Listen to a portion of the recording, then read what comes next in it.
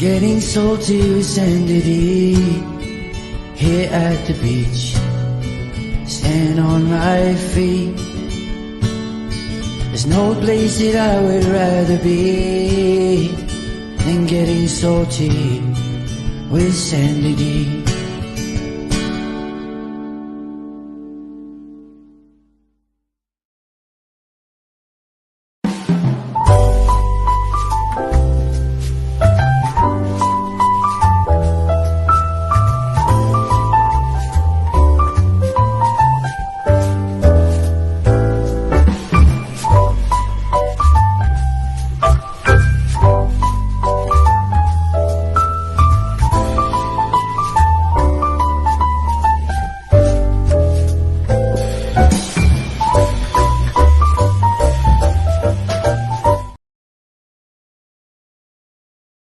Imagine if you were able to watch your great-grandparents tell stories from their lives. What made them laugh? What moved them? How they responded to adversity and triumph? And what impacted their existence? That would be a treasure. Now you can offer that gift to your loved ones. Hello, I'm Dennis Tardon. For more than 45 years, I've been a professional interviewer documenting the lives and times of hundreds of people.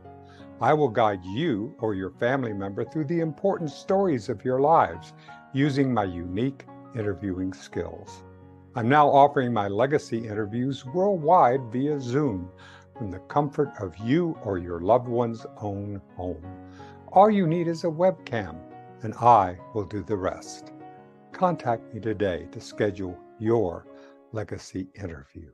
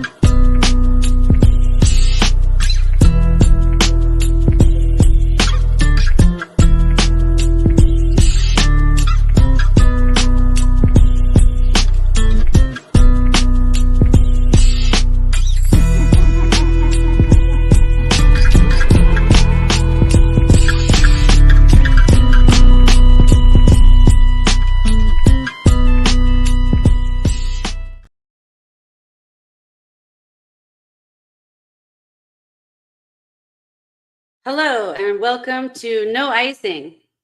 My name's Sandy D. I'm the producer of No Icing, and it's been a wonderful year. Today is my last show. It's our last show of the year, actually. We're going on break, and thank you for joining us and watching. I have a very special guest. And I have Rory Penland, the man of 1,000 voices. He's not feeling well. As you guys were watching the show last night, you would see that he was really sick. So I told him to get rest. We need him to get well. So and that's fine. So I have you may know him. Let me bring up my co-host tonight, my special fill-in co-host. He is Ralphie B. Let me bring him up. Hello. I'm flying like a little bee, like I'm zooming. Ralphie B. Ralphie B, Sandy D in the house. Let's go. It's Thursday. I'm wearing sunglasses. It's nighttime. I'm wearing sunglasses. It's popping, right?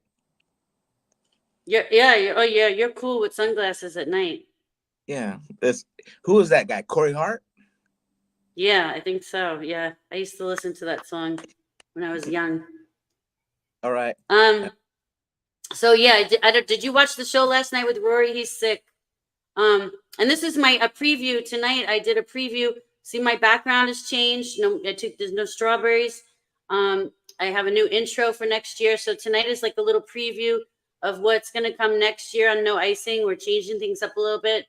And I'm so happy. Let me bring up my special guest of the evening if you guys have watched him in the past, he's been on No Icing before. He is San Diego's very legendary own jazz and blues musician, artist extraordinaire, and he goes live on TikTok every morning at 9 a.m. So let me bring him up, Mr. Robin Henkel, to the stage. Holy moly macaroni.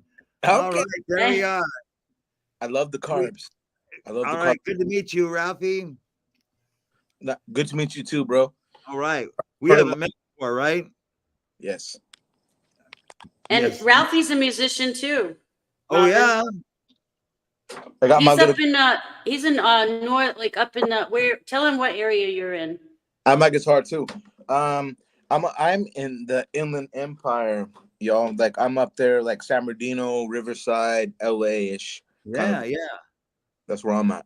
But I want to visit you guys. Seriously, there needs to be festivals that down south by you guys, man.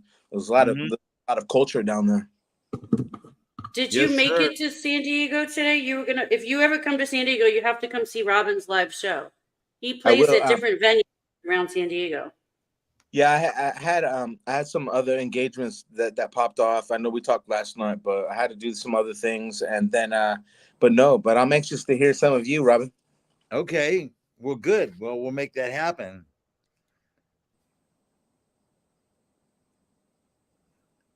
Are you looking at your cell phone, Sandy? I'm trying. Oh. Yeah. I'm trying. Well, I'm trying to make sure that I was having some technical issues yesterday on Rory's show, so I'm trying to make sure that it's not showing up on Facebook. So I'm trying to figure out what happened. I'm gonna do something. Well, we should all get on. Don't worry. Cell Okay. phones. Hey, play a little jammy. I'll bro. fix it. A little jammy. Little jammy. You want to see Robin's magic? Yeah. Little shit on the head, eat a cornbread. Oh yeah. Is it too loud? No. Never.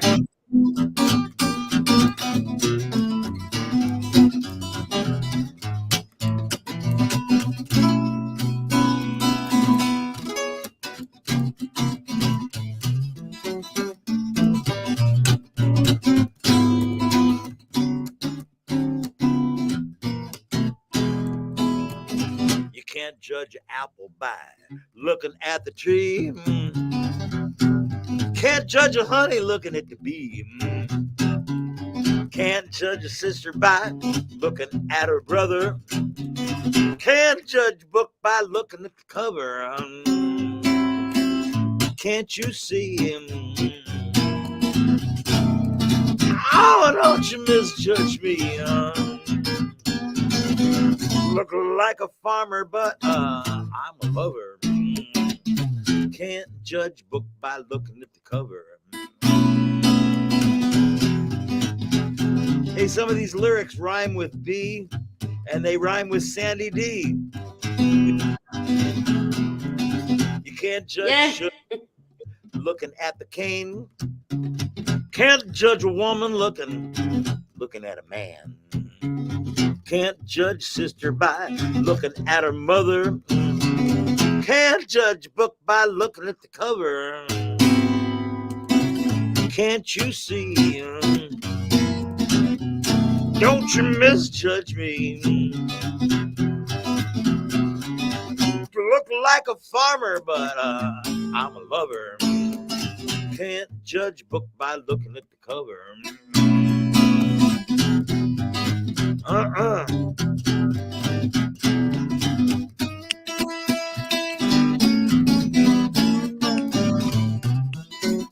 Whoa, almost fell off the bus here for a second.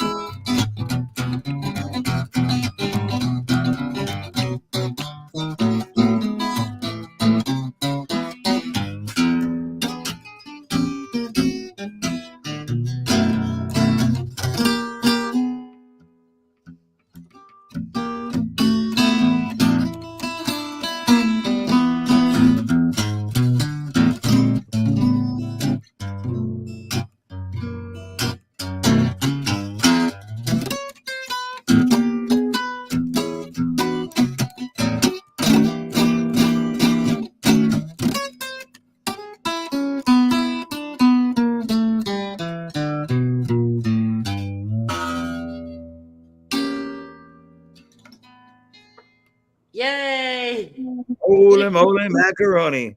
I missed saying you can't judge a honey by by looking at Sandy D. I love Okay. it. You put the booger in my wooger. The booger in my wooger. That's right. I Okay. think I'm gonna make that into a song. It's in and of itself, you know. Yes. Put the I was booger thinking in. about that song this morning. I was like, the wooger in my booger. Is it wooger in my booger? Booger in my wooger. It all rhymes. Booger in It my all goes. wooger. It could go anyway though. It all works. I love it. Yeah. Now I don't know, Ralphie. You've never met Robin before, but you have to come. If you come to San Diego, we have to go see him live. He plays at this cool place, really, really nice venues where they have really, really nice appetizers and food and good ambiance. Let's see. I've been to a couple of the venues. The one that is kid friendly too, and they're actually both of them were kid friendly. You can bring kids and family to these venues, right? So we make it a family thing. Robin, make it a family thing. Can you play me the first song you ever wrote on guitar, on your guitar right now? Can you play me like a little? I don't know. I think so. I can't say it's the first song I ever wrote, but let me put it this way. This is the first song on the first side of my first record, which came out in 1979. Okay. Probably written songs before that, but I'm going to change guitars so I can, let me see. I want to hear something. Robin has a story about all his guitars, Ralphie. Every guitar has like a name, and everybody that watches him on TikTok, they all know the names of his guitars. Yeah. Curious. I'm the curious fellow.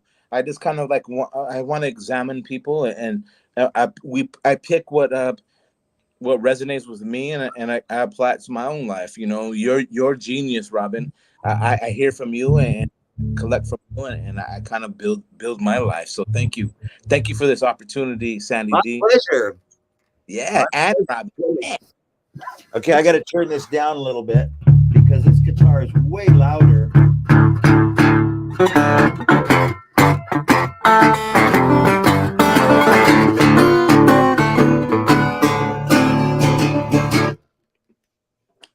This song was written during the oil embargo of the 1970s.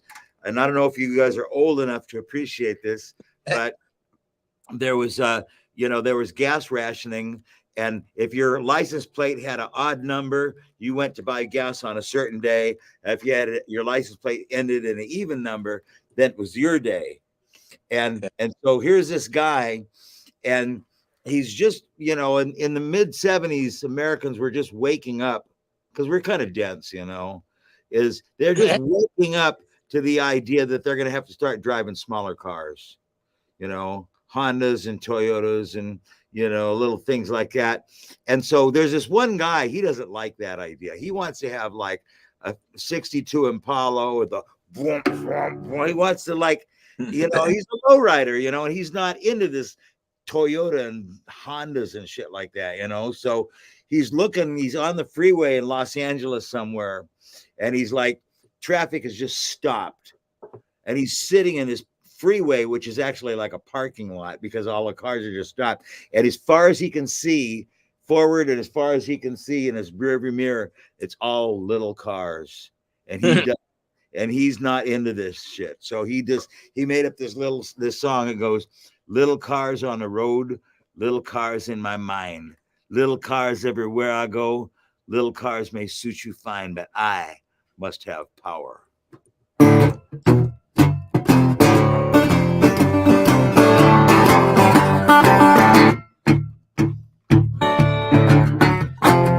Little cars on the road, little cars in my mind, little cars everywhere I go, little cars may suit you fine, but I must have power.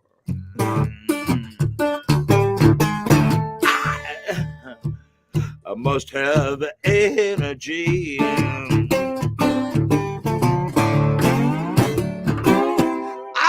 must have power. I must have energy. Come here, guitar.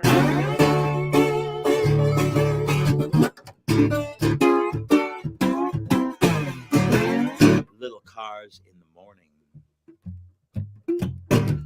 Little cars at night. Little bugs on my window screen. All squished up and out of sight. Amongst the sea of lightweight people, I'm just trying to get heavy. Amongst the sea of those little cars, I need to get heavy. I need energy. I want power. Hey, Pops, what are you doing? How's it going? Energy. I want power.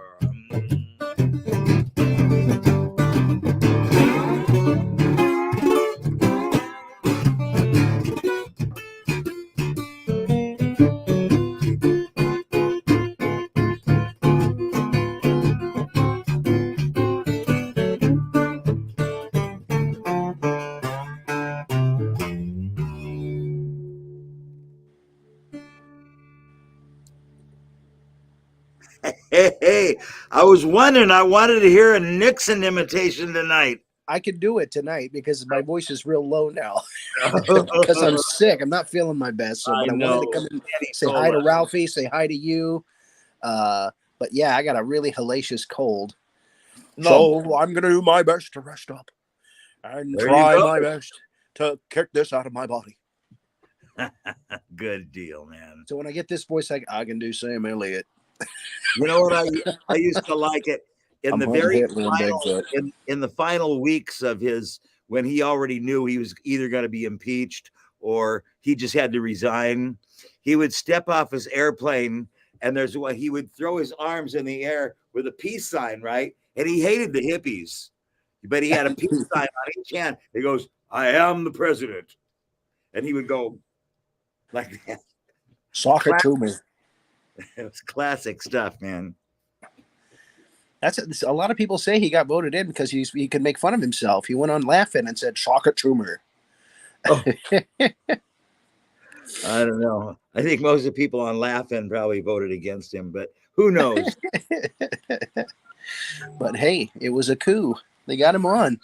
Yeah. What happened?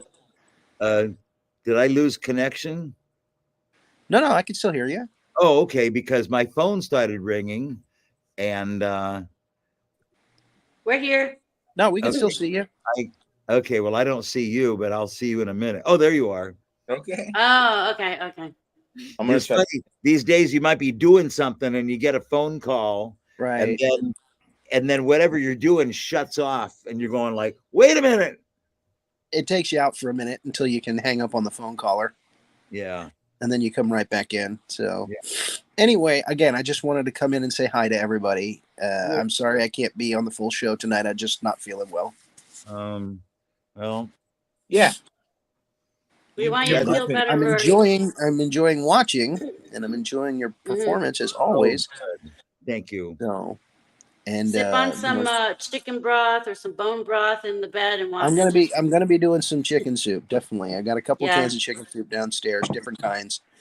You couldn't ask for a better co-host than Ralphie. So, thank you, Rory. Appreciate you. Thank you, man. Awesome. So, you guys take care. All right. Okay. Feel better, Rory. Thanks for coming in. I'll see you next time, buddy. Yeah. Hey, compliments, Robin. Rory just said I'm a good co-host. So, man, I appreciate Sandy D, man, and Rory and everyone else, man. Like you guys are awesome. Like I'm like, earning my wings. I'm curious, Robin. I'm a musician. I'm a skater. I'm learning how to skate at 47. I'm like rebuilding my life right now. So I appreciate you and all your wisdom that you're gonna bring and all the play something. I'm gonna ask you another question. It's all about you tonight. It's about giving you your flowers. It's about giving you your shine tonight, man. Let me get another request. Give me a song that you wrote for someone that broke your heart. Okay. There are probably several of those. Yeah, And right. The only one, musicians. the only one that comes to mind. I mean, a couple of the best ones are, they're instrumental tunes, so there's no words to them. But the one that I wound up wrote, the one I wrote, okay, the one I wrote is it. You know, I think I was too like tied up in my emotion to like. I mean, I would talk to what was on my, bugging me or hurting me, to personal relationships in conversation. But as far as putting it out on stage, like, you broke my heart, it's like that is always, I don't know. I'm not saying, I'm not making a bad statement about other people that do it, because that's what they do. It's just I don't do that.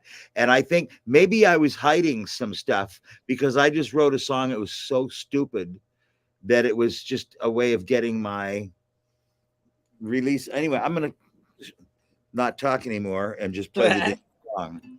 Music is therapy. Music is therapy. Yeah, it was like, it was playing something stupid intentionally because I kind of didn't want to go there, right? Or something like what's the Robin? What's the name of that guitar? That's not Mr. Orange. What's that? This guitar doesn't have a name. I just call it the Recording King. Oh, the Recording King. Okay, that is John Duncan's watching from Australia. And say again, please. John Duncan's watching on YouTube from Australia, and he's a guitar, like, obsessed with guitars. So well, this is you show him that this is tell him a 1939 guitar. It's called a Recording King, and it was made by Gibson. And as you can probably recognize, if you're familiar with the Gibsons of that time period, this looks exactly like a Gibson ES150, which became known as the Charlie Christian guitar. Gibson never called it that, but musicians wind up calling it that. And the ES150 and this guitar are the only guitars that I know of that have that 3-bolt pickup mounting system. And they call that a blade pickup because it looks like the back of a knife blade. And notice that the volume and the tone controls are up here. Like, since this is one of the first electric guitars made, they were still figuring it out. They were trying to figure out what guitar players like. Eventually, they started putting the knobs down here. Although there were couple of that hung that's out. Random. I didn't know it's up here, but down here is better because that's in the way. That's in the way of the strumming, right? Well, it could be. I find on certain guitars, like on a Fender Stratocaster, which lots of people, that's their favorite guitar, the knobs are so close to my strumming that I bump those, but I don't bump these. So, but you're right. It's personal. Like some people would prefer up here. Some people like it down here. One of the things I think it's cool, and I don't know if you can see it over this, those old knobs are like Bakelite plastic, or they're like the real deal. These are the kind of plastic that if you got a match close to it, it would go up like a little smoke bomb. Okay. The song request was something that broke your heart, or somewhere, Yeah. But it's kind of more happy. Okay.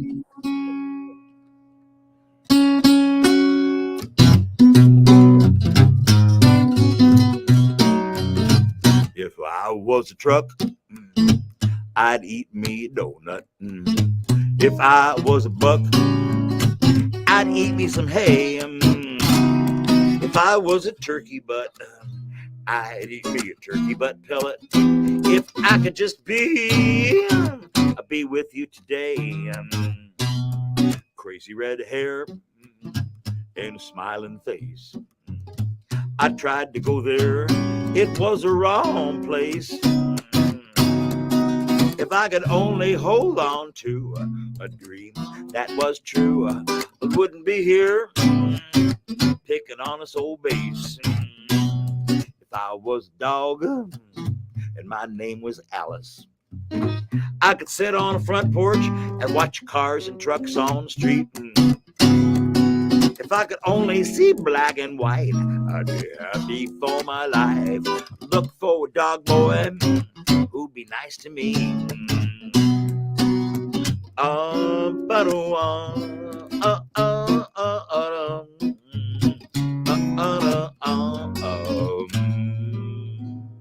But you could be thinking that I'm a guitar picker, that I got a woman as tall as a day is long.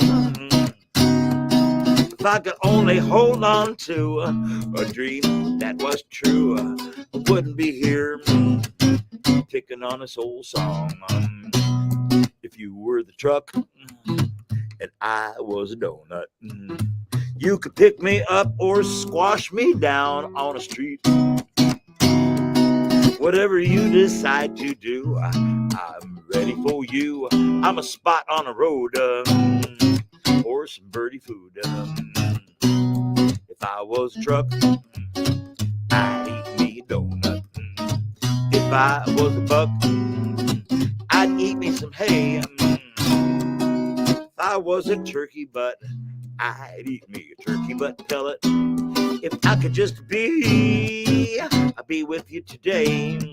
And if I could just be with you today. If I could just be with you today.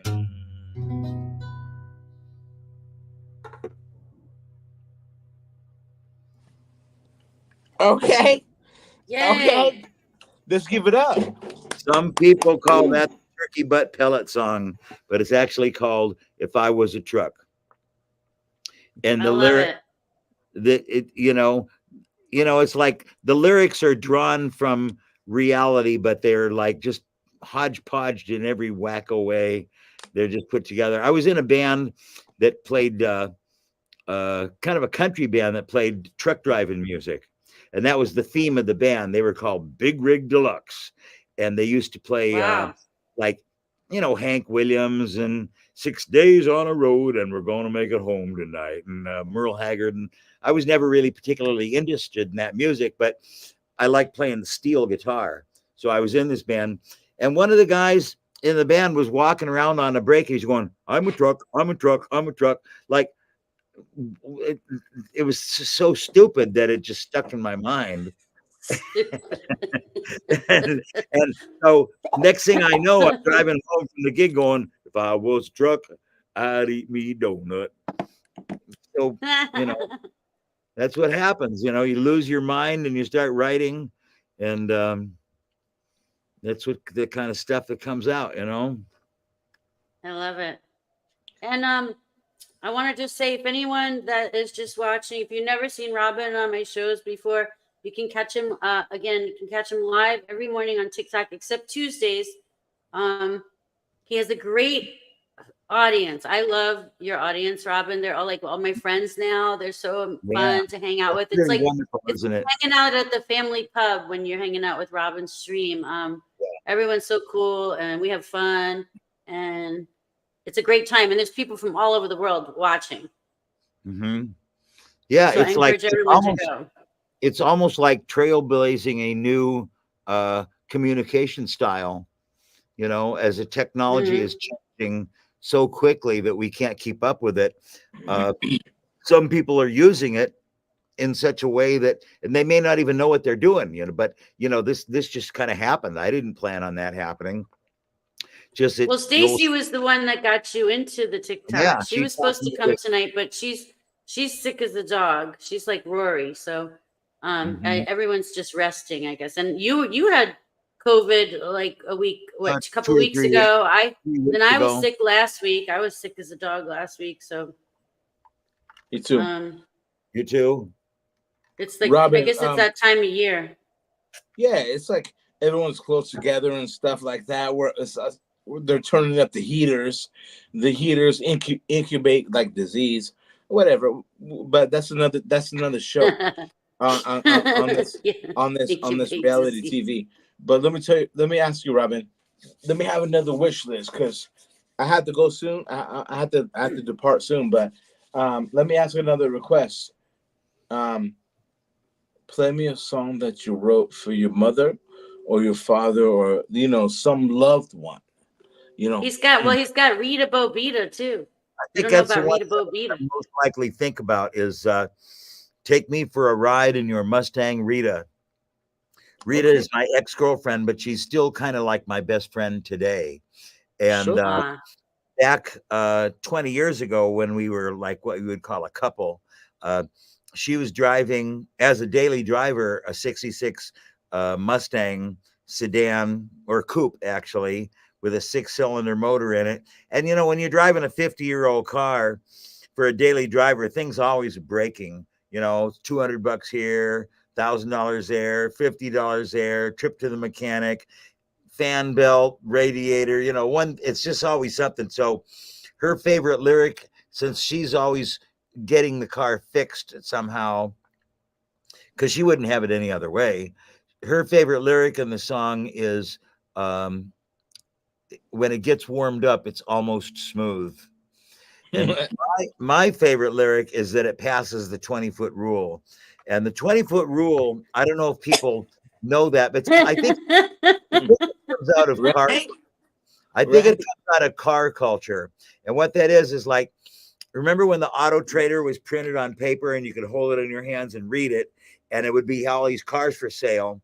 Well, on the back page, there were about 6 points that they were trying to help you out to buy a car. Like if you didn't know much about mechanics, they would give you, some little tips, things to look for. And the first one, and I don't know if this was a gag or serious, but it said, how does it pass the 20-foot rule? And the 20-foot rule is, what's it look like when you look at it from 20 feet away? So I think that's a great coined phrase. I think we should use that in our culture a lot more. Like, my boyfriend passes the 20-foot rule, or it kind of insinuates that when you get to 5 feet, it's not so great. Okay. Great from a distance and not so great from close up. So anyway, that sounds like Robin. Is that like the expression butterface? Have you ever heard butterface? Yeah, I have. Ralphie, have you heard butterface? I think we've been in California long enough. I'm butterface. Everything looks good, butterface. Yeah. I'm not happy with my presentation. I'm not. I love to see you go, but I hate to see you go, but I love to watch you leave. Actually, Rita is the one that explained that expression to me. But Sandy, who?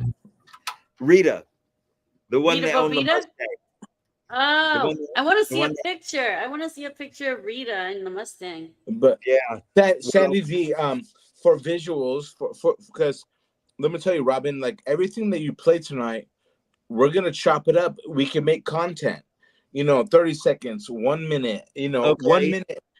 It's gonna be great. But Sandy D, kind of focus on him as the producer. Focus on Robin and let him be the shine. Like cut us out and let him be big for a minute. For the song. Let's do it, Robin. Let's do it. Okay, cool. I wonder if I have a picture. Okay. Yeah. Robin's the best. And he's got a cat over there somewhere. Might make a cat cameo. No, that's Cathead. Cathead is probably up. Here's the Mustang right there. Can you see that? Oh, love it. It's gorgeous. Yeah. Look at that. And yeah. And so let's see. I'm going to play the song Take Me for a Ride in Your Mustang, Rita. There are several versions of the song, by the way. I mean, I've that's recorded... Mr. Orange. This is Mr. Orange. Yeah. That's Mr. Orange. Okay. I wrote a song on another guitar called The Little Guy, and that's over there in a case somewhere. I don't want to, have to go get it. So I'll just play it on this one. Let's see if I can. Here we go.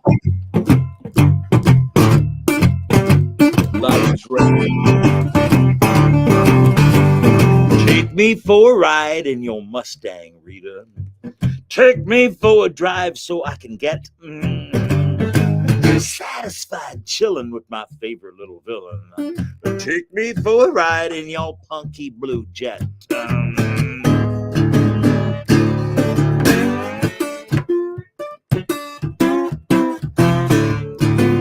Take me for a ride in your Mustang, Rita. We can watch lights flicker as we ride along right. Bump and glide down El Cajon Boulevard, Bobita. Slide me down an alleyway in the sweetness of this night. It's a 65 with an inline 6. Always grumbling to be fixed. There's wire hanging from behind the dash. Always begging for more cash. You wonder if it's going to start. But this machine is a breed apart. When it gets warmed up, it's almost smooth. Passes the 20-foot rule. Take me for a ride in your Mustang, Rita. Take me for a ride in your funky sled. Cruising with my girl is where I really like being. So I can say I've lived before I'm dead. Washington, Pacific Highway, Rosecrans. Hey, let's go eat at Roberto's across from Les Girls. Back on Highway 8 and south on 805. Skyline and Imperial. I put the booga in my wooga, the boo-boo in my lulu. We're gonna glide as we stride on a ride that's true. Not cruising for no bruising, we'd like to keep on moving down a road, the freeway, and the avenue. Take me for a ride in your Mustang, Rita. Take me for a ride so I can get satisfied chilling with my favorite little villain. Take me for a drive in your punky blue jet.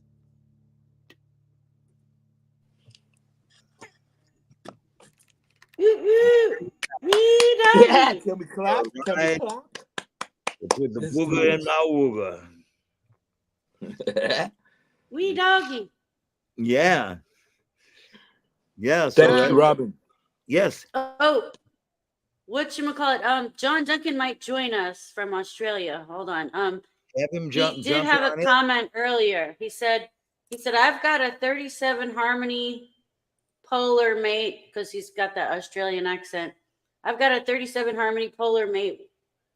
What's with F holes? Chunkiest neck ever built. Yeah.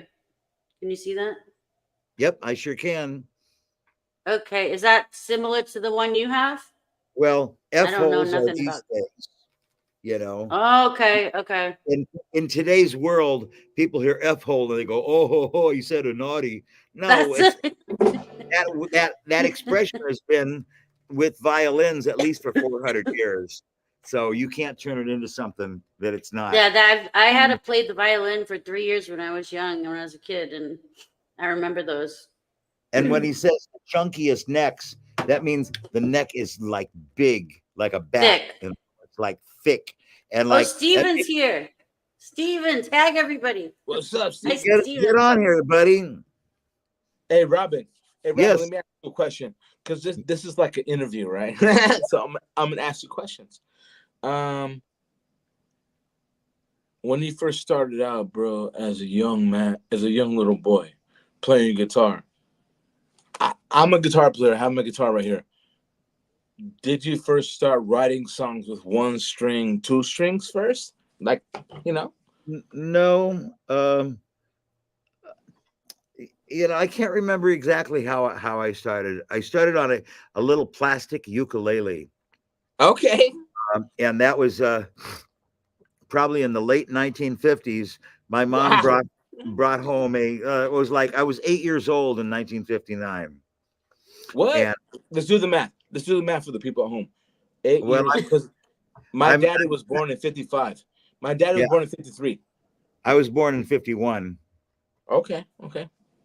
Yeah. So I'm 72 now. Wow. And I was 8 years old in 59. Okay. And my mom brought home a plastic ukulele, which was basically a little toy, but it was playable as a real instrument. And then my dad worked at a place where there was a guy that played guitar, and he had a bunch of engineers that worked over at Convair that had a guitar study group. And one of the cheapest places to buy a guitar was, since you're living in San Diego, 17 miles to Tijuana. And so we would go down there and pick out a guitar, and we got my dad a guitar, and we got me a guitar, and we got me a little tiny one. I don't have it anymore. But anyway, that's kind of where it started. And eventually, where, Robin, was that in like National City? You said or San Ysidro? Well, we lived in Serra Mesa, which is 17 miles north of the border of Mexico. Oh, that's the town? That's the town where you got them? Well, Tijuana is where we got the guitars. Oh, Tijuana. Okay. Okay. I thought you meant like right over the border. Yeah, okay. Not on the U.S. side. Okay. So. Hey, Robin, you're more Mexican than me, I think. You live right there. I'm way up here. I'm like, Inland Empire. You're more Mexican than me. All right. Well, one of my Mexican friends said, "Are you Mexican?" I go, "No." He says, "You sure? You cool, man." I thought that was the greatest compliment I ever had, That's living in San Diego. You get, it grows on you. You can't. I wish I could speak more of the language than I can, Robin, I enjoy practicing. I speak Spanish if anyone ever wants to practice with me, if they have patience with me. Yeah. Well, it'd be you having patience with me if we talked, because what were you gonna say, Ralphie? Hey, Robin, this is where, like, I'm the co-host. Okay. Can I hear something? Because I'm a musician, I'm an artist too. Let me hear something from you that is from Ego, where you really wrote a song. Is there a song that you wrote that is like you want to manifest something, that you want to manifest love, or you want a lady or something? Do you have a song like that where you want your intention? Maybe the booger and my wugga. Yeah, that's the booger and my wugga. That's probably the hidden agenda almost all the time, Right? Trying to look cool, trying to be bad, trying to be cool, That's our superpower. Yeah, and because let me tell you, Rob, because you might not look pretty, you might not be that movie star, but you have this soul, you have this vibe, you have this presence. That's what we have as artists sometimes when we don't have those natural looks. Am I triggering something? Am I affecting? You understand though? Yeah, no, I get it. I think when you I've been around guitar players and musicians all my life, and there are all sorts of things that they say that feed into what you're saying. Like, they'll ask somebody that's really accomplished, like, "Well, why did you start playing guitar?" And they said, "I don't know, to get chicks, I guess." That's what it comes down to, it's like they were talking to a bass player that plays with me sometimes, and they were going, "Well, why do you play the bass?" And he goes, he's a guy that doesn't talk a whole lot, and he goes, "I don't know, chicks dig it." You know what I mean? So simple. It's just the way they say it, Ralphie, Robin's actually a lady killer, by the way. He's got women that follow him all over. They're in the morning chat. That's what everybody says. Stephen Edwards is laughing over there. He's dying laughing over there. Hi, Stephen.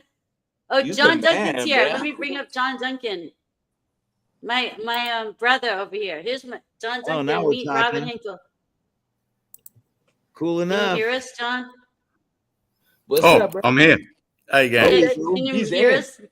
He said he's in. Hey, Ralphie, bro. Hey, what's up, Robin? Homie? Yes, sir. Yeah. Thank you. I like that beanie, homie. What's up? Love you guys. Yeah, this has been an awesome show. I was just hanging in the chat over on YouTube and just fucking loving every second of it, Robert. Great. For real? That's why, John, I've been telling you got to get on TikTok because Robin's show on TikTok every morning is a vibe. It's fun. It's a family there. I bet. Everyone has fun together. And you get your coffee. It gets me going in the morning. You got to go watch Robin at 9 a.m. every morning on TikTok. He's got merch, robinhenkelmerch.com. He's got a website.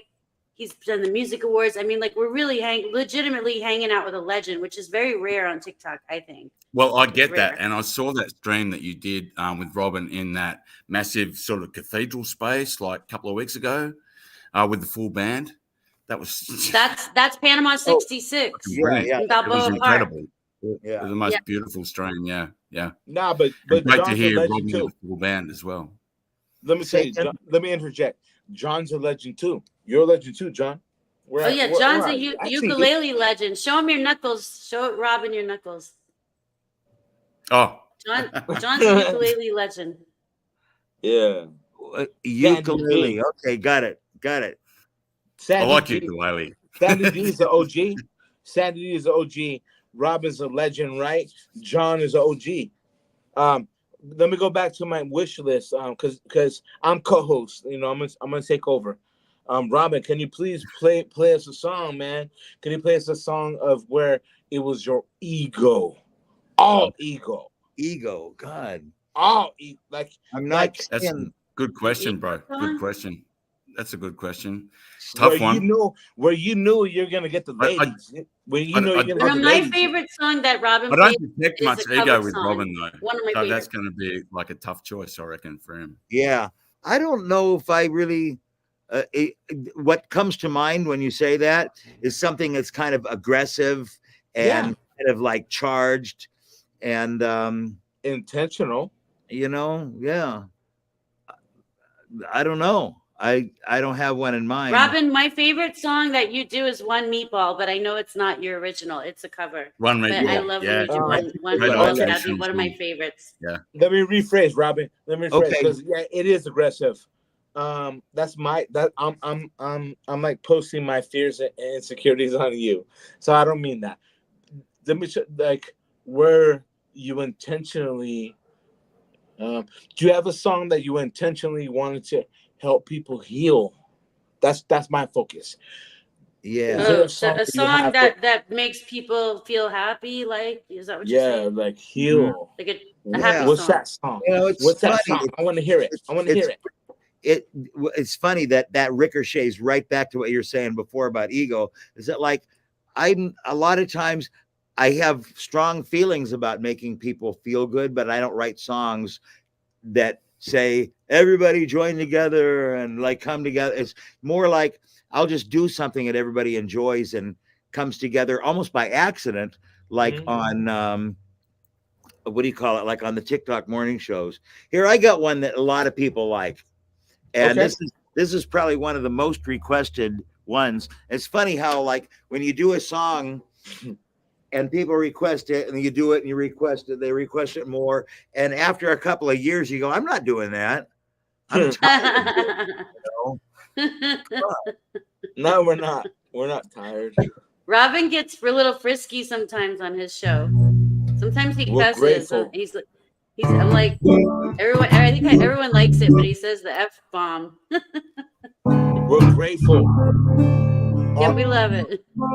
Hey, John. Hey, Robin. Hey, Sandy. Our voices are healing. We're healing people as we speak. Our frequency, our authenticity. We're genuine. We're ourselves. It's healing. Right. So, like, hey, let's do it. Get a lot of Stephen Edwards said, "Take a ride in your Mustang, Rita." Well, you missed that one, Stephen. He was late. He didn't hear it. We already did it. He did that. We already did it, Pops. We're gonna do now. We're gonna do several people's favorite. It's called "Slippery Like a Watermelon Seed," and I'm trying to think of what inspired that. It's a long story and it doesn't really go anywhere. So I'll just play the song. Let's see.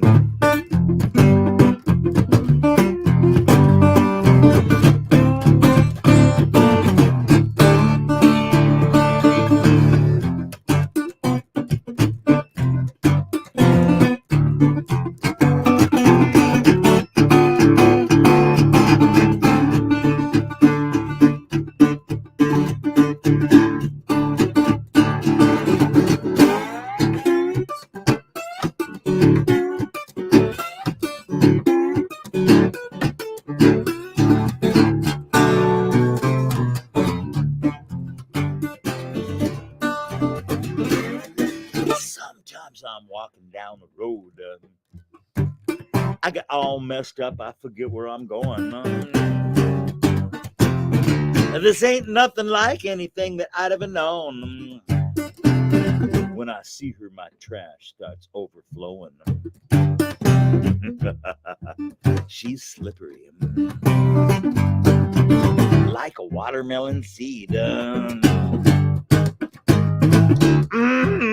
She's sure enough is slippery. She got everything I need.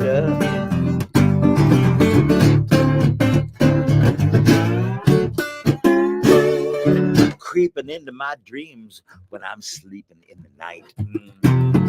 This little girl has got me wrapped up real tight, and I don't know her name or who she is. She's got me all messed up, like nobody's beeswax. Ow, she's slippery, like a watermelon seed.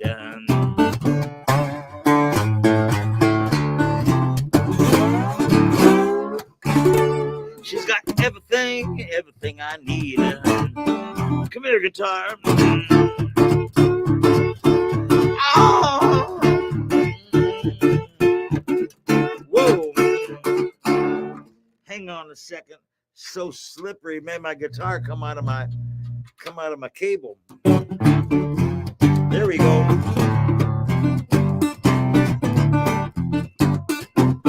Equipment dysfunction. What do they call that when that happens? I forget.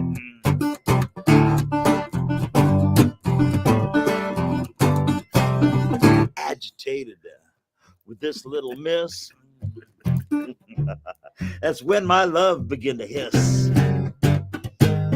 I don't know her name or who she is. She's got me all messed up. She's got me all messed up. She's got me all messed up. See, now on a live show, well, it's a live show, but I mean, when there's a live show in the same room, when everybody's together, I try to get everybody going. She's got me all messed up. She's got me all messed up. Sandy, are you messed up? Messed up. All messed up. She's got me all messed up. Now we're talking like nobody's beeswax. Oh, she's slippery. Like watermelon seed. She's so nothing slippery.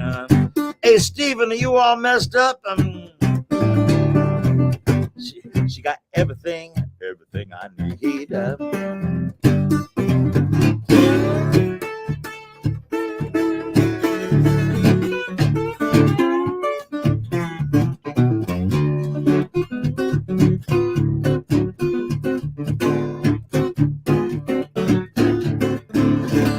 All messed up.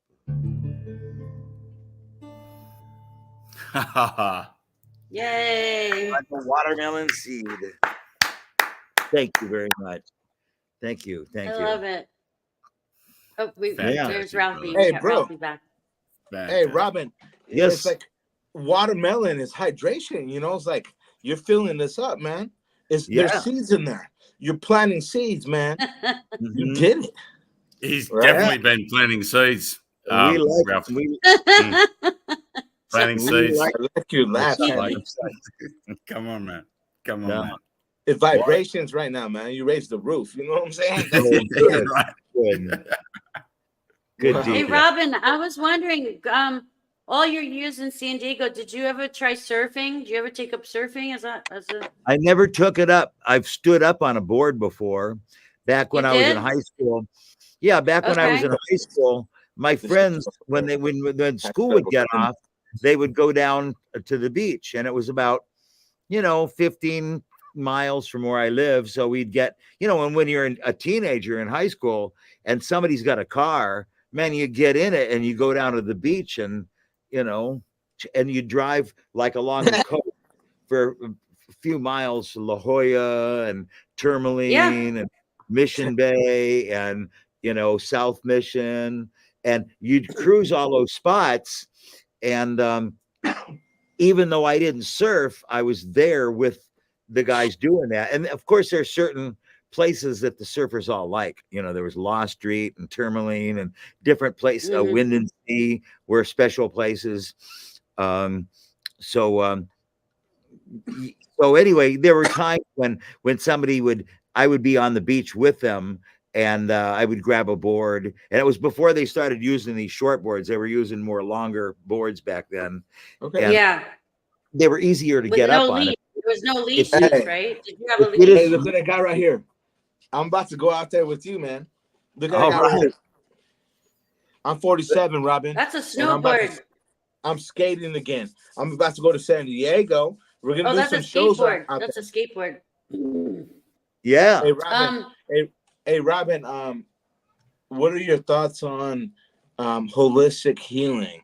What are your thoughts on, you know, marijuana, mushrooms, and anything like that? Like, what is your spin on that? Your wisdom, bro, as you live. Well, I was, you know, I'm 72 years old, so I grew up, you know, all through that, you know, drug experimentation, hippie culture. Yeah. You know, most of what I did was marijuana.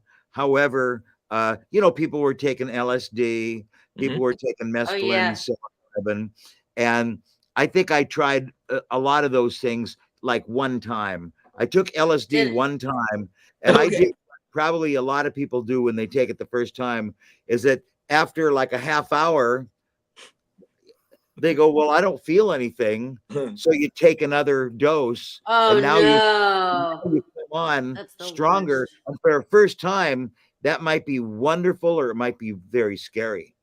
And I remember there was the expression that people talked about certain drugs, especially LSD, is that it created, I think one of the reasons the hippies and the people that were experimenting with like new philosophy, new ways of thinking, they were tired of the whole flat top haircut, crew cut, Eisenhower, you know, war generation.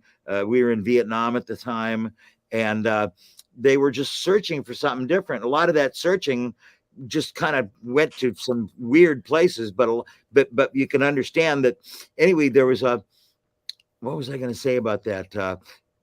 Oh God, I lost my point about the LSD. It was it made some of the people in the room think that none of their thoughts were private. Like everybody here could hear their thoughts. Mind. They called that collective consciousness or communal consciousness. Wow. And I was with my best friend, or one of my best friends, and his wife in a little house in Ocean Beach where they lived. And I started getting like really sexually attracted to his wife. And I wasn't, let's do this. You know, I honored that was his wife, and I would never, you know, do something like that. But I was feeling all guilty about it. Like, and I was like, I was going, oh God, my Karen, she's so beautiful. And like, here's my best friend. And like, you're starting to see kind of things are starting to get this kind of purple hazy glow around them, you know, and it was weird. And at one point, I think I just blurted out, Bart, I want to fuck your wife. Oh, damn. Gangster. And like, you know, I thought I was in big trouble, and it didn't. Best moment of Cosmos ever. Hello. And so, hey, Robin, did you write a song about it? No, I didn't. But Rob, is that I had that? I don't know what record it is, but there's a Captain Beefheart record that has. It was, you know, back in those days, you have some of the albums were like double albums, where you open up and there'd be a large graphic inside of them. There was a picture on the inside cover, and all the guys in the band, there were about 5 of them, were wearing like pots and pans over their heads. Okay. and when I was on acid, LSD, I was looking at that picture just like, I didn't know whether to be terrified or like bust out laughing. It was like both experiencing both emotions at the same time. And that's the way Stephen Edwards is peeing his pants over there in England. Yeah, isn't he in England? He's in the UK. He's probably in Yorkshire. He's probably already soiled himself. You know? He's dying over there. I only took LSD once, and it was totally discombobulating for me. Like it was just like how you're describing, Robin. Really? John, it really was. Meth was the thing that I got hooked on. Like I basically I got hooked on everything I touched, except for except for the acid. But, that's what I was thinking too. Like Robin, a lot of your friends too probably have passed away, right? Did you lose a lot of friends that you grew up with? Yeah, from during the 70s. During the 70s and 80s, a lot of people, they didn't make it. People get in accidents. People, it's not so much that they all overdosed or anything, but people die of even when they're not involved with drugs or that whole culture, people still die of an unexpected aneurysm, or they get run over by a car or something like that happens. I'm gonna jump. You don't expect that to happen when you're in your 20s, but now that I'm in my 70s, like several times a year, somebody dies. Yeah, Yes. And, hey, Robin, my name is Ralphie. Could I ask you a favor? Can you sing a song that you wrote for your mother or your father or a child, like someone that you really, really love, man? Could I hear a song from you that, for your mama, your dad, your pops, whatever it is, your kid? You have a song like that? I don't know. I'm going to have to just... I know Robin's mom. Your mom took you to see your blues venue when you were young, very young, right, Robin? Yeah. My mom and dad took me to see Josh White when I was a little kid. Okay. Josh White, yes. And I liked folk music, and I liked blues, but I didn't even know what blues was. I didn't know that it was a Black American song form that came out of the lifestyle and the way Blacks were treated in the United States. And so I didn't know any of that, although I knew some of it. But the thing that got me about the music, completely apart from its cultural history, was that whenever they take a note and bend it, I thought that was cool when I was a little kid. Robin, can I say something, brother? Can I say something to you? Yeah. I love the way you do your vocals. I love your vocal lines. I love the way that you chew on the end of each phrase. And you're singing the line, and like at the end of each one, and that just reminds me of some of my favorite blues players and folk players from the 30s and 40s. Yeah, like Hopkins, fuck man, like Jelly Roll Morton, Muddy Waters, Albert King. These sort of people, man. You just got a real authentic style, and I absolutely adore it. Thank you. Thank you. The way you sing.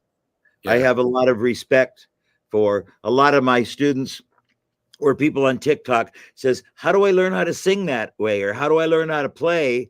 And I can show them something technical. You can't really learn it. Like it's got to come from your fucking soul, right? If you want to get it, you're going to have to listen to people that do that. You can't listen to Jimmy Page and AC/DC. I'm not saying that modern people that have interpreted blues are wrong. I'm just saying if you want to get what they listen to, you go back and listen to the source. Right. Exactly, man. And so that's where that comes from. And it might take, it might be easy for you to imitate it, and it might be hard. I don't know. I play a lot of blues myself. Well, I used to. And I started doing that. I heard a couple of modern players chomping on those, on those phrases like that.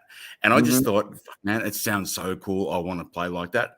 And the more you do it, I think the more you start to actually feel it from inside, and the more it becomes natural. It's not a fake. Yeah. But it's got to come from fucking here, right? So answering the question about a song, I don't recall a song that I've written out of love for my parents. However, I'll just do a song of Josh White, who is one of my biggest influences. And, they used to, this song is called Woman is a Curious Critter. And I'll just go on with the song. Ooh, I'm excited. I don't think I've ever heard this one, Robin. I don't do it, I'm excited. I'm backstage. No double entendres. Now I'm live. Hey. So this way of playing is much more inspired by Josh White, because when a lot of people play blues, it's more like that kind of more hard edge thing. And Josh was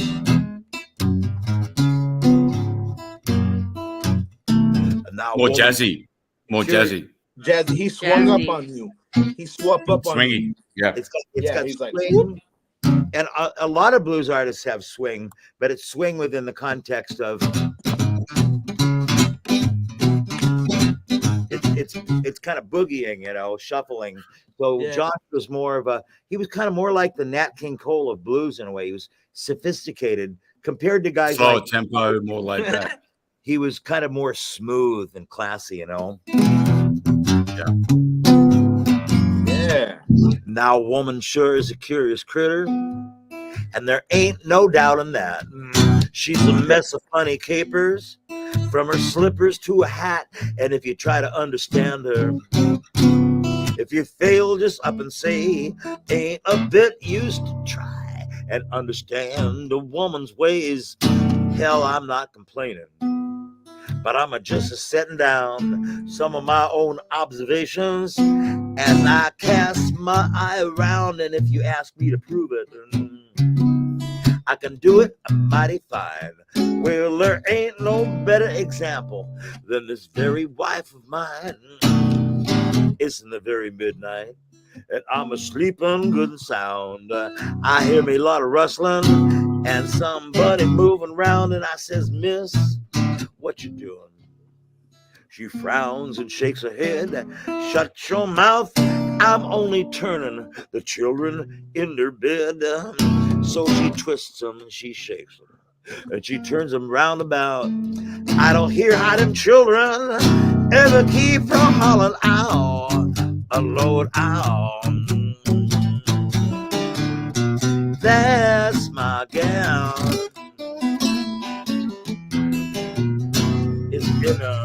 It's in the dawn awakening, on the dawn of Judgment Day. I can hear old Gabriel lay his trumpet down and say, who's that walking down so easy, down on earth among the dead? It'll be Liza up a turning the children in their bed.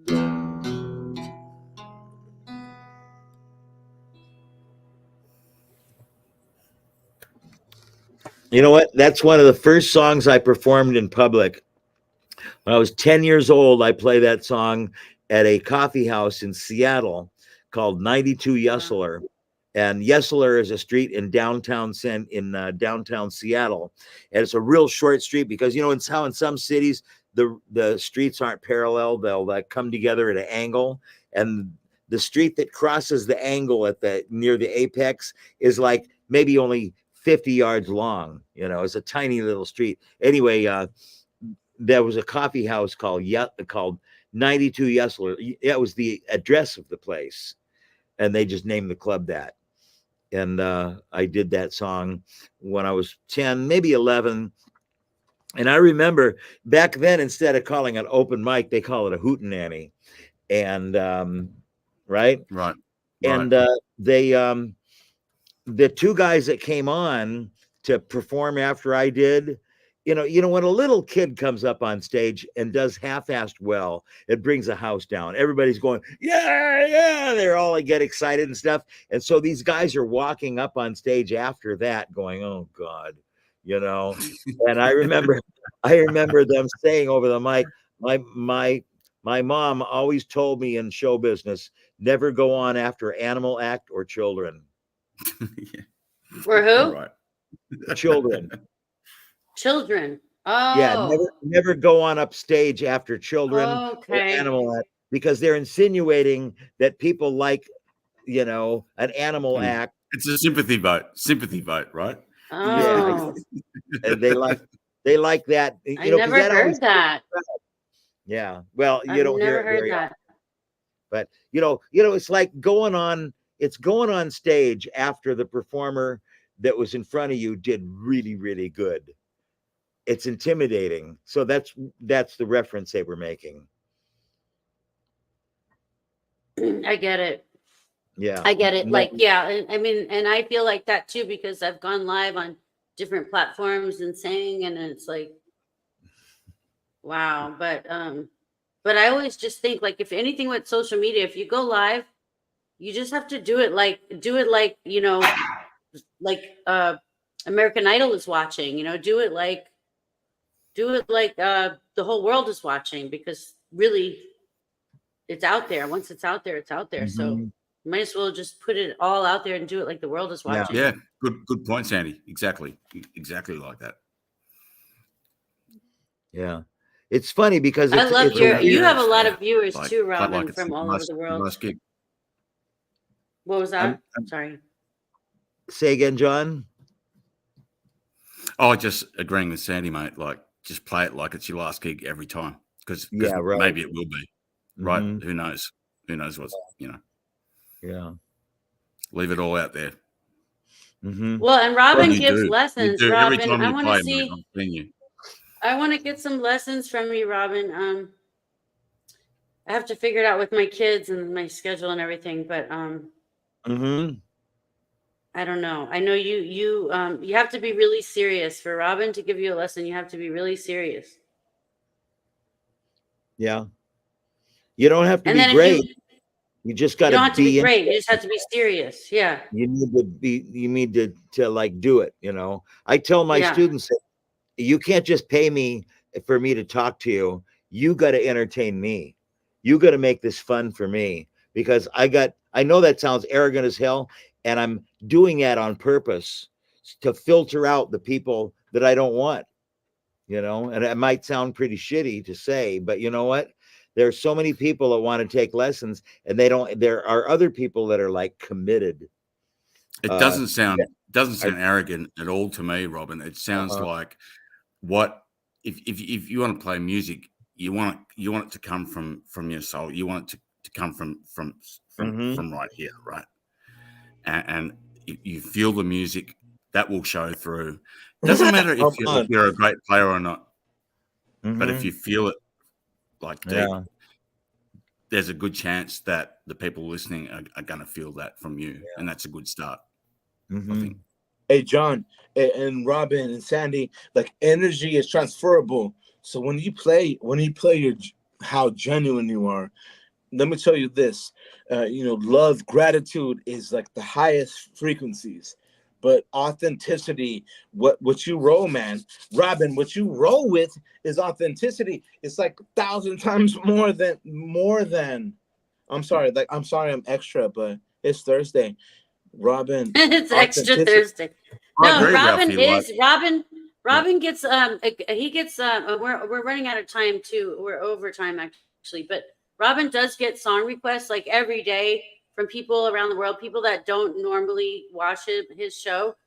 He gets song requests every morning, and like people say, do Leonard Skinner, do this, do that. Robin plays Robin. So really, when you get to the Robin's level, he's been playing music. I'm not since fucking he was Leonard like Skinner. 7 years old. I'm not going to play you Leonard Skinner, because that's not what I do. Exactly. I'm going to play me. Arrogant. I'm going to be me. He's not right? arrogant. He's just really he's being honest. When you play music your whole life, when you play music your whole life and you work as hard as someone like Robin does, it's kind of an insult to ask him to play someone else's music because he has his own music. It's, you know, Exactly. so And they don't, Exactly. and they don't I get realize, it. they don't realize that. So I'm still, it's my job, so to speak, to be gracious and say, hey, thank you for that request, but I don't do that, you know. And depending on how you say that, like I remember I made a crackpot comment about the Grateful Dead, that I'm not going to do this and I'm not going to do the Grateful Dead. And somebody goes, what's wrong with the Grateful Dead? And I'm going, nothing's wrong with the Grateful Dead. I used to be a fan. In fact, I got their first record from the 60s. If you were playing that when you were like 10, it's just not what I do. You probably played all those songs when you were 10. Yeah, So it's like they don't get it. You'll go to a Grateful Dead concert and ask them to play Led Zeppelin? Probably not. No, you don't do that. Yeah. Like, you know, respect them for what they are and what they do. And when you're kind of famous, I guess, people see that. But a lot of times they can see a guitar player on TikTok and, you know, they just assume that there's a request line. You know, well, and there's been musicians that do get famous for doing cover songs, you know, like I guess like so. Ralphie. Ralphie came on my show and he did a Stone Temple Pilots cover song on the uke for me on my show, and it's like I believe he could get famous for that. Like, to me, it's like so cool when you see somebody that's new, you never heard of them before, and they just nail a cover song. Like somebody. People can get famous from that, but Robin, you're special. Like you do your own thing. You've worked your whole life, and it's not like it fell on your lap. You've worked your ass off your whole life for this. So I get it. But let me tell you, Robin and John and all y'all, like the reason why that I do cover songs, like it's self-expression. Like I like kind of like chop it up and I make it my own every time. Yeah. Like I have my own interpretation of what the song is. So it's like, we're all trying to make it somehow to try to manifest some kind of financial stability. I'm not going to lie about it. Yeah, like, no, for sure, Ralphie. And I play cover songs too, mate. But I don't think I've ever played a cover song the way exactly that it was meant to be. Yeah, it's always you play it in your like own the style. way You do it in your John style. The way you play. And you also have your own music, John, and I think people prefer your originals. Actually, I think people love your cover songs. I do cover songs, but I feel like people connect with you more when you play original music. They connect with you and your soul. As long as it comes from your soul and from your heart. Yeah, I think. Yeah, like that covers a whole. Like love covers, you know, a whole multitude of sins, like the Bible says. It's a bit like that with cover songs, you know. Like if you love the song, people are going to feel you loving the song when they hear it, right? Yeah. Bottom line. I can't wait till I do a collaboration with Robin and John and Sandy D and Renee and everybody, Rory, and we do We Are the World, or some new kind of We Are the World or something where we collaborate via internet because we're so far apart. That would be great. Or we can meet we've actually talked about doing that in some meetings, and some old meetings we've had. We've talked about doing something like that where everybody sends in a clip of their part of singing that, a clip from that song, from a piece of that song. But that would be amazing. Okay. But we are running out of time, and I want to be respectful of everyone's time. So the last show, this is my last show of No Icing of 2023. Okay. So we're closing it out with Robin. Robin, are you playing somewhere on New Year's Eve? Do you have a gig, or what are you doing? No, I for about the last 30 years, I have not played on New Year's Eve intentionally because it's just too much hassle.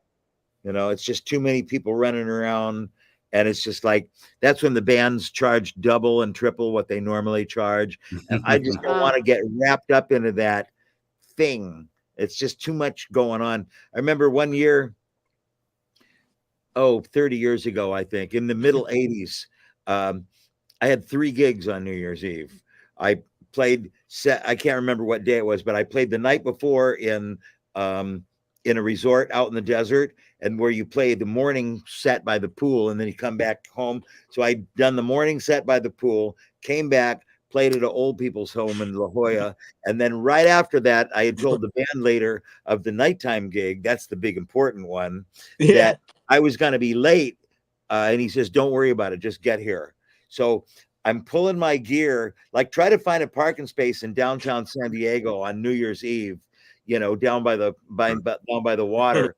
And I was right by the Star of India. They got my car parked, but it was like a couple of blocks away. Naturally, I was lucky to get that.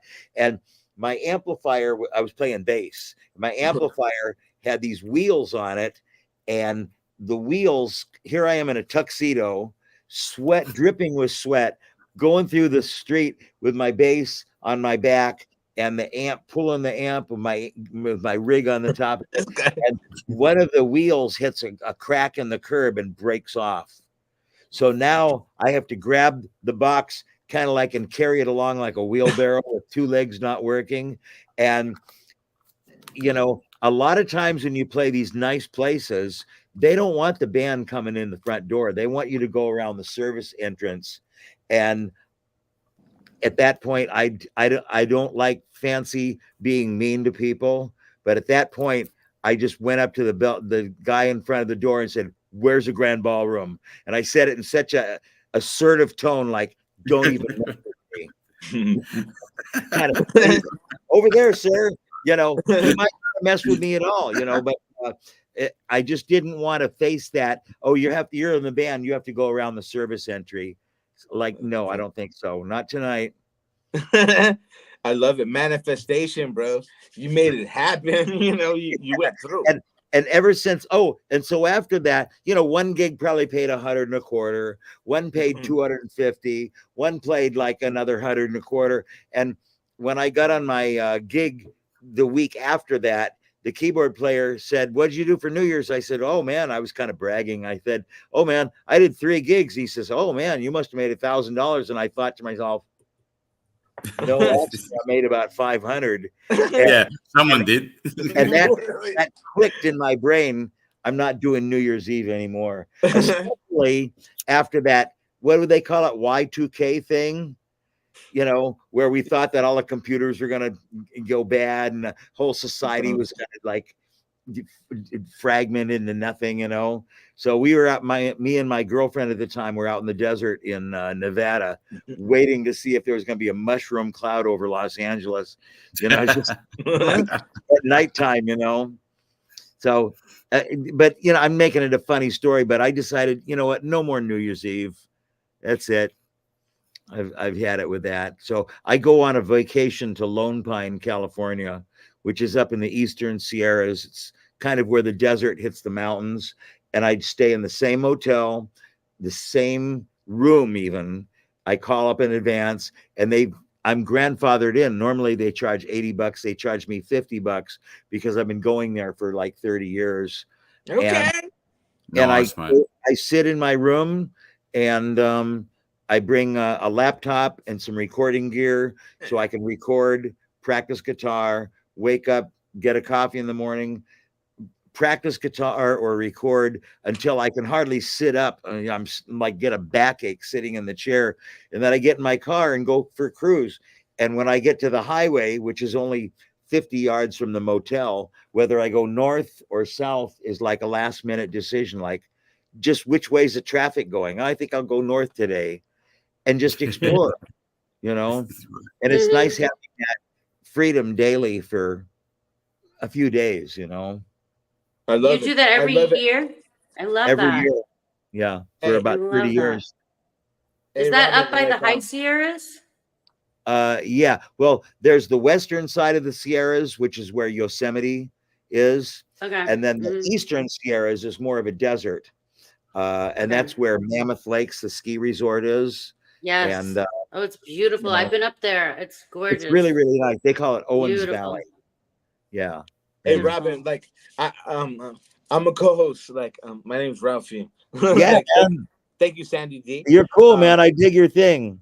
Okay. I just want to ask you a question. Like, I want to visit you, man. I want to go out there to those hotels and do some recording because I have my own Mac Mini. I'm right in front of my own studio. I have a little keyboard right here, boop boop, and like a piano keyboard. I could do all sounds DJ like stuff too. yeah, I DJ like, but the point is like I'm producing music a lot now with drums and all digital stuff like that. Come help me, Ralphie. I need your help. I need to record a blues song. Shout out to John, but shout out to John too. Like ukulele, doesn't matter what the sounds are. We're gonna implement them, all these different sounds, guitars and things like that. But I have all the software and stuff. I have all the software and stuff, man. But Robin, like, yeah, I want to go out. So where you are, and just create things, man. Like, doesn't mean anything necessarily. We're just gonna like pull up beats, pull up sounds, and then you record your guitar or this and that, vocals. We harmonize. We learn how to do 3-part harmonies, 5-part harmonies, or whatever it takes to get the song done. But I want to do, I would think we should do like you said, like one song where all musicians can send in their part and like a collab, like We Are the World kind of a thing. That same concept. That would be nice. Okay. And we could include everybody. And like, Robin's just going to turn it into some dirty old. We all have a Rolodex of musicians. We all have a Rolodex of musicians. And that would be perfect. But also, but why have you, like, any of you guys, like, I'm gonna record after this, like when we end the show. But if you guys, bro, like John, seriously, man, hit me up, man. I'm a ukulele guy. I'm a ukulele. Yeah, show Robin what you do, Ralphie. Why don't you show him? Yeah, love you, Ralph. Hit me up. Hit me up what you do. Show. Give him like a I like tune. to record. Give us a little tune. I like to record. I'm about to copyright everything that I do, and I'm gonna submit it, man. I want the contract. I want Ralphie, to retire. grab your uke. Show Robin what you do. Give him a sample. Play something, Ralphie. Play something. Give us a sample, Ralphie. Okay, you guys. Entertain Robin. Hold on, real quick. Also, I don't best flat tap ever, Robin. It's not even. Put your money where your mouth is, Ralphie. Put your money where your mouth is. What? I love it, bro. Put your money where your mouth is. So Robin, let's entertain you guys calling me out. We're gonna entertain Robin. We're overtime, you guys. Here we go. All right. This is the newest song that I wrote. I wrote so many songs. I'm 47 years old. Okay? But this is the newest song. Okay. This is the newest. Am I on here? This is the newest song that I wrote. No explanations. Okay. Let's all heal. Let's all heal. Let's all heal. Let's all heal. Let's all heal. Let's all heal. Let's all heal. Let's. Little girl who read your world, taught you those things that are haunting. Little girl who wore your pearls, dressed you up to where are you suffering? Damn you Satan and your hating, causing all this mutilation. Little girl, it's your world, shine your light in all that you're offering. Little boy who saw your joy, who played with you instead of playing with your toys, left you all fucked up, suicidal, addicted to anything, drowning in a bottle, escaping your body every moment, every second. Remember to stay blessed with the Holy Spirit. We're immersing it. Learn yourself, never fear it. Improve yourself and get those tears out. Balance yourself. Yeah. Little girl, it's your moon, it's your stars amongst the scars. You radiated this far. Little girl, there's more to come, like butterflies and bees. Let's stay busy, spreading love, appreciate the grace we're given. See the kingdom, Christ has risen. Appreciate the grace we're given. See the kingdom, Christ has given. Let's all heal, let's all heal, let's all heal, let's all heal, let's all heal, let's all heal, let's. But that's basically it. That's great. I love it. I could go on forever. I love it. Is it too much? No, is it too much? It is too much. I love it though. I love it when it's too much. Straight from the guts. Straight from the guts, man. Like that. You got like that rhythm. groove. Like that's the thing. Really Robin nice teaches groove. people too rhythm. It's like some people. I'm like thinking, Robin, how can you teach someone rhythm? Like some people got it. Some people might never have the rhythm. I don't know. Some people might never. You don't have to. Well, I try to, you know. Excuse me. You try. Pardon me. Bless you. Salute. You know, I can teach people how to count, and sometimes they take right to it and it improves their rhythm, and other times they don't improve. So every person is totally different. You know, it's not their path. It's not everyone's path. Just because you want to do something doesn't mean that's your path. Yeah. Like, I'm sorry, people. That's right. A lot of people that take lessons, that would be a good, you know, thing for them to understand, because some people just don't. It's not going to work for them, you know. I'm skateboarding. John, you wanna entertain Robin for a second so he could see what you do on the U, and then we'll close it out. You want to close it out with the so I want to entertain. This is the end segment of No Icing, where we entertain the special guest of the evening. Here we go. I love this. Super musical, magical show. It's magic. It's the magic. It's magic, Sandy. Here we go. Let's do this. It's magic.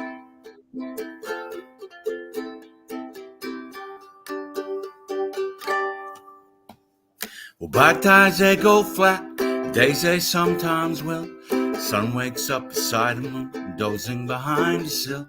And when you see a shadow, there's no need to look behind you. It only means I've sent a light somewhere out there to find you.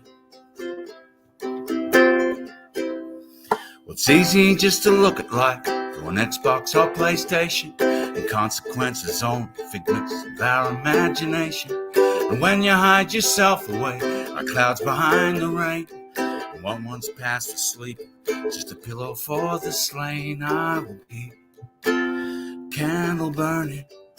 I will keep a candle burning for you.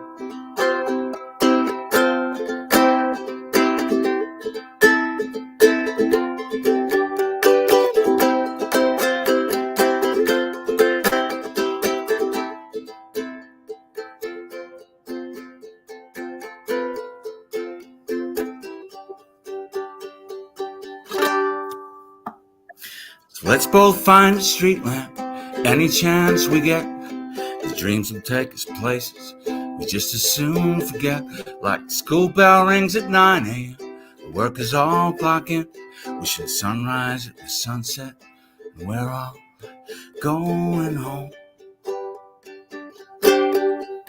I will keep a candle burning. I will keep a candle burning. And this whole world will keep on turning for you.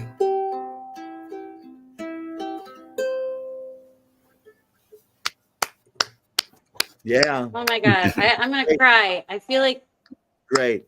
this is the best way to close the show out ever, and to close the year out of No Icing. Like, this is the best way ever. Like, you guys are all so talented, and I'm blessed to know each and every one of you, by the way. Thank you, Sandy. Thank you. Thank you for introducing us, Sandy. And it's been like, without you, I never would have met Robin and been introduced to us.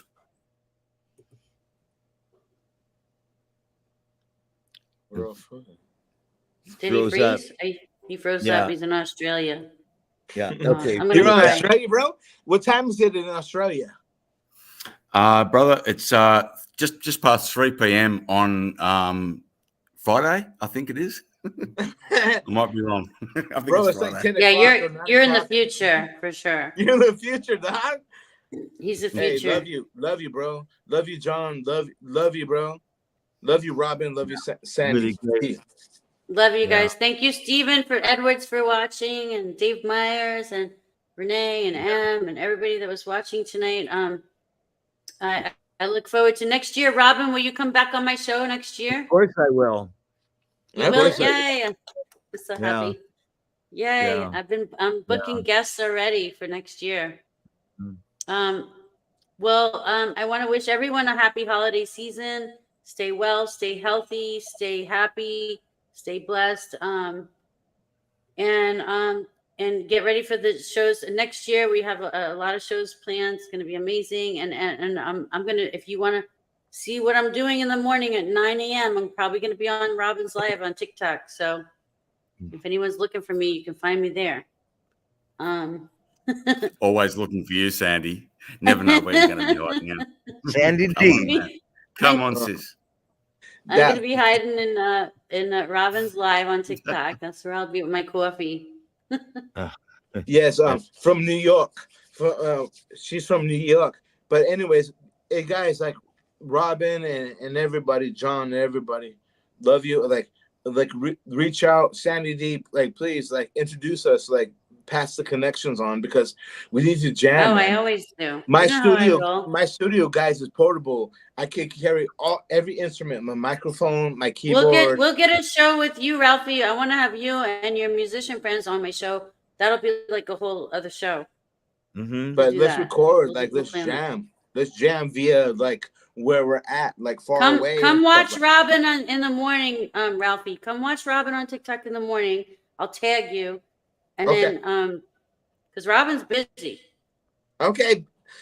He's busy all day. He's every day. He's busy. I like rocking Robin. I'm glad both of you guys played. Both of you have really distinctive voices in your rhythmic delivery of the way you were singing. Mm-hmm. So it's really something that it really stands out in a good way. You know, a lot of people sing and like you can't hear the voice. It's kind of back. And both of you guys, it's not so much volume, it's more about clarity and distinctness, you know, and that's really important stuff. And I don't know, it's the sound of it is really pretty high fidelity. I don't know what you're recording on, but the thing is, it's not the equipment either. It's like it's the individual that's doing the playing, you know. So authenticity, my man. Both of you know. Robin, it's like and we would say the same thing back to you, Robin. I generate from a place. I generate from a place. I sing from a place of healing. I give it to the people. That's all I do. It's not like a mystery.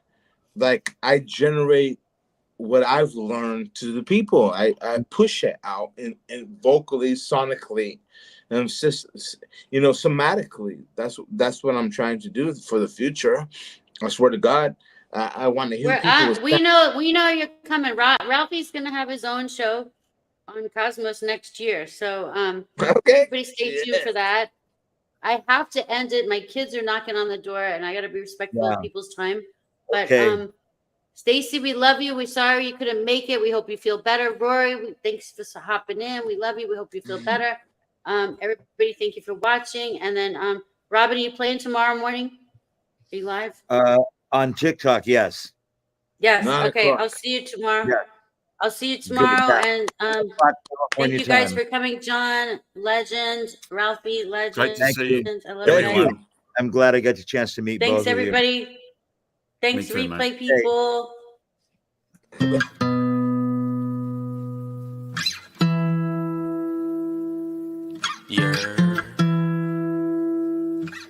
Welcome to New York.